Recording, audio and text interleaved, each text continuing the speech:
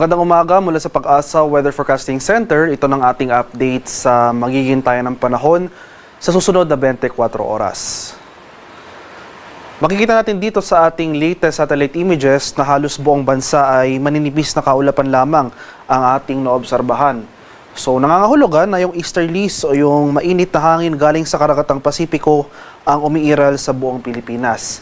Kaya for the next 24 hours, magpapatuloy itong generally fair weather sa buong bansa maliban na lamang sa mga tsansa ng isolated rain showers or thunderstorms, lalong-lalo na dito sa silangang bahagi ng Pilipinas. At sa kasalukuyan, wala pa naman tayo monitor na low pressure area o anumang sama ng panahon na maaaring maging bagyo sa mga susunod na araw. At para naman sa magiging lagay ng ating panahon ngayong araw dito sa Luzon. So for Metro Manila and the rest of Luzon, magpapatuloy itong generally maaliwalas sa panahon ngayong araw. Bahagya maulap hanggang sa maulap na papawirin. Sasamahan lamang yan ng mga biglaan at panandaliang pag-ulan na dulot ng thunderstorms, especially nga dito sa eastern section. Maximum temperature forecast para sa luwag ngayong araw, posibleng umabot ng 32 degrees Celsius. 34 degrees sa Tuguegarao at 23 degrees Celsius sa Baguio City. Maximum temperature forecast for Metro Manila, posibleng umabot ng 32 degrees Celsius. 30 degrees sa Tagaytay at 32 degrees Celsius sa area ng Legazpi. Para naman sa Palawan, Visayas at sa Mindanao, ngayong madaling araw, nakapagtala tayo ng early morning thunderstorm activity dito sa ilang areas ng Eastern Visayas. So panandalian lamang yung mga pag-ulan na ito pero may kalakasan. Pero hindi natin ito inaasahan na magtatagal ng buong araw. So for Palawan, Visayas, and Mindanao, for today, magpapatuloy rin itong generally fair weather conditions. Mainit at malinsang ang panahon simula ngayong umaga hanggang sa tanghali. Pero pagsapit ng hapon hanggang sa gabi, nandyan pa rin yung mga tsansa ng mga usual late afternoon to evening na mga thunderstorms. Kaya magdala pa rin po tayo ng pananggalang sa ulan. Maximum temperature forecast para sa Kalayaan Islands ngayong araw, posibleng umabot ng 31 degrees Celsius. 32 degrees sa Puerto Princesa, 32 degrees Celsius sa Iloilo, 31 degrees sa Cebu at 32 degrees sa Tacloban City. Maximum temperature forecast for Cagayan de Oro ngayong araw, posibleng umabot ng 31 degrees Celsius. 33 degrees sa Davao at 34 degrees Celsius sa bahagi ng Zamboanga.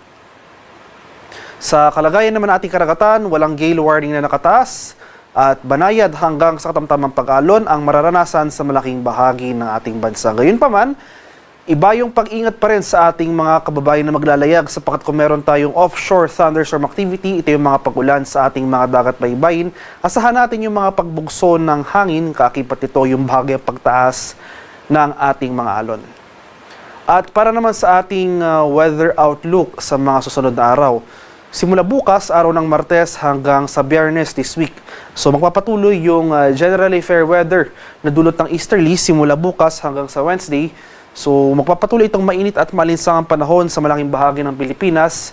Pero asahan natin yung increased frequency ng thunderstorms, yung mga usual afternoon to evening na mga thunderstorms, especially nga dito sa eastern section ng ating bansa. So sa mga rehiyon ng Cagayan Valley, lalawigan ng Aurora, Quezon, Bicol Region, Eastern Visayas, Caraga at Davao Region. So for the next days, asahan natin na ito yung mga lugar na makakaranas ng mas mataas sa frequency ng mga localized thunderstorms. Pagsapit naman ng Thursday to Friday, asahan natin na makakaranas tayo ng mataas sa tsansa ng mga kaulapan at mga kalat-kalat na pag-ulan, pagkulog at pagkilat dito sa eastern sections ng Northern and Central Luzon. So sa mga areas ng Cagayan Valley at Aurora, from Thursday to Friday, asahan po natin na posible buong araw, makulimlim na panahon na ating inaasahan. At nandiyan yung mga tsansa ng mga kalat-kalat na thunderstorms throughout the day. Meanwhile, for the remainder of the country, for Metro Manila and the rest of the country, Thursday to Friday, magpapatuloy po itong maaliwalas sa panahon.